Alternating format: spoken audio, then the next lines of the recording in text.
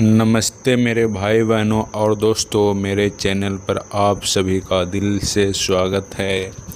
पिछले वीडियो में हमने परमात्मा शिव के 54 नाम अर्थ सहित बताए थे। इस वीडियो में रहे हुए शेष 54 नाम का उल्लेख करेंगे। ये सारे नाम कर्तव्यवाचक, गुणवाचक, संबंधवाचक, परिचयवाचक, स्वरूपवाचक है। ये नाम किसी भी देवात्मा, महात्मा, पुणात्मा, धर्मात्मा का नहीं हो सकता। ये सभी नाम ही इशारा करता है, बोध कराता है कि यह किसी भी देहधारी अर्थात स्वर्गलोक, इंद्रलोक या कोई भी लोक का रहवासी देवी देवता, ऋषि मुनि या मनुष्यात्मा का नाम नहीं हो सकता।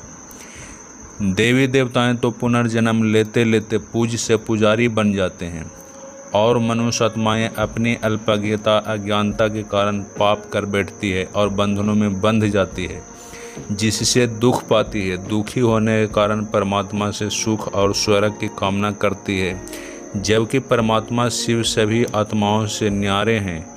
वह ज्ञान देकर अज्ञान, अंधकार तथा तमोगुण को हरने वाले, पापों और पाशों को काटने वाले हैं, दया करने वाले, स्वर्ग का सुख देने वाले, कल्याण करने वाले, सभी को मुक्ति, जीवन मुक्ति देने वाले, वरदान देने वाले हैं और सदा पूज्य हैं। परमात्मा नाम के बाद तो अन्य कोई युक्ति देने की गुंजाइश नहीं रहती। इससे तो स्वतः सिद्ध है कि शिव नाम परमात्मा का ही वाचक है, न देवता, न महात्मा, न किसी मनुष्यात्मा का है। चलिए आगे सारे परमात्मा पिता के नाम अर्थ सहित बताते हैं। विश्वनाथ अर्थात जो सारे संसार का मालिक हो, स्वयंभू अर्थात जो स्वयं भूमि पर अवतरित हो, महाकाल अर्थात जिसे काल भी रंचक मात्र छू नहीं सकता, गोपेश्वरम अर्थात जो कृष्ण का भी ईश्वर हो, रामेश्वरम अर्थात जो राम का भी ईश्वर हो, गंगाधर अर्थात ब्रह्मा के मुख से ज्ञान देने वाले, सुधाकर अर्थात ज्ञान अमृत देने वाला, शिव नारीश्वर अर्थात जो मनुष्य आत्माओं को शक्ति रूपा नारियों, माताओं तथा कन्याओं द्वारा ज्ञान देकर पावन करते हैं और मुक्ति, जीवन मुक्ति का वरदान देते हैं। अच्युत जो सदा एक रस अपरिवर्तनीय हैं। आध अर्थात जो सबका आदिकरण हो। जनार्दन अर्थात जो जनता की प्रार्थना को स्वीकार करे। गोविंद अर्थात जो इंद्रिय बिंद अर्थात जो इंद्रियों का अधिष्ठान लेकर प्राप्त हुआ हो। केशव अर्थात तीनों देवों को द्वारा स्थापना, पालना और संहार करता हो। मधुसूदन अर्थात जिसने असुरों का वध किया हो। अमरनाथ अर्थात जो सभी मनुष्यात्माओं को अमरता का वरदान देने वाला हो। बबूलनाथ अर्थात कांटों की तरह दुख देने वाले मनुष्यों को फूल देवता जैसा बनाना। वैद्यनाथ अर्थात जन्म जन्मांतर रोगग्रस्त मनुष्यात्माओं के रोगों को ठीक करने वाले। सोमनाथ अर्थात मनुष्यात्माओं को ज्ञान रूपी सोम पिलाने वाले। पाप कटेश्वर अर्थात सभी आत्माओं के पाप काटने वाले। मुक्तेश्वर अर्थात दुख, अशांति, सब प्रकार की मुश्किलों से मुक्त करने वाले। सिद्धेश्वर अर्थात कैसा भी असंभव, असिद्ध कार्य को सिद्ध करने वाला। त्रिभुवनेश्वर अर्थात तीनों लोकों का स्वामी, मालिक हो।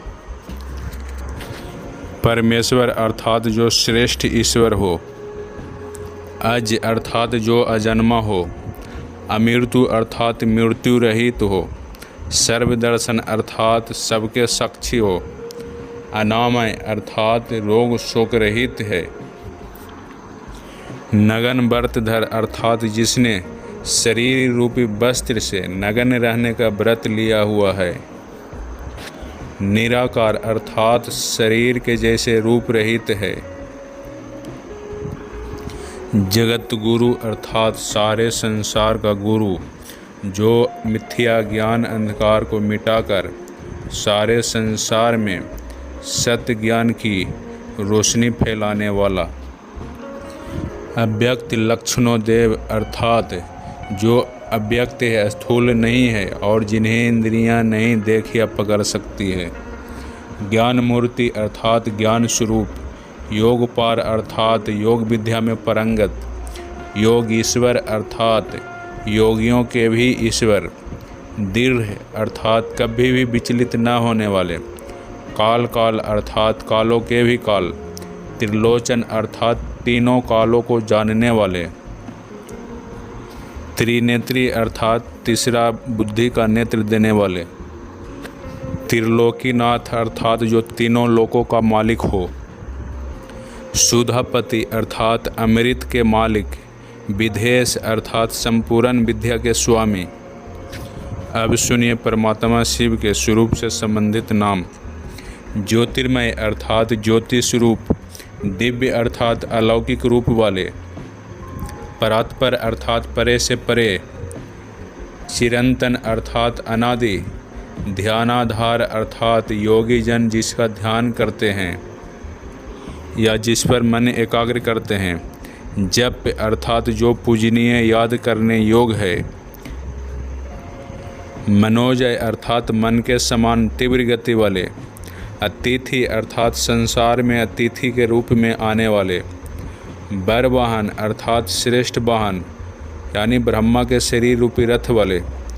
दूरश्रवा अर्थात दूर की बात भी सुन लेने वाले। आनंद अर्थात आनंद के सागर। धर्मधाम अर्थात धर्म के आश्रय। आत्मयोनि अर्थात शिव स्वयंभू है और आत्मा की तरह बिंदु रूपी है। जैसे मनुष्य योनि का अभिप्राय मनुष्य जाति है, वैसे ही आत्मयोनि कहने का भी यह अभिप्राय है कि शिव का कोई शारीरिक रूप नहीं है और शारीरिक दृष्टि से तो वह अयोनिज ही है, परंतु आध्यात्मिक दृष्टि से वह एक आत्मा ही है।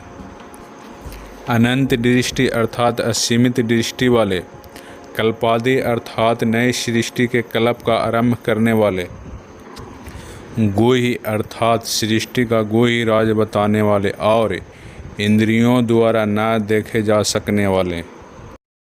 वीडियो अच्छा लगा हो तो कमेंट कर ज़रूर बताएं ताकि आगे और भी ऐसे जानकारी और ज्ञान से भरपूर वीडियो लेकर आते रहें।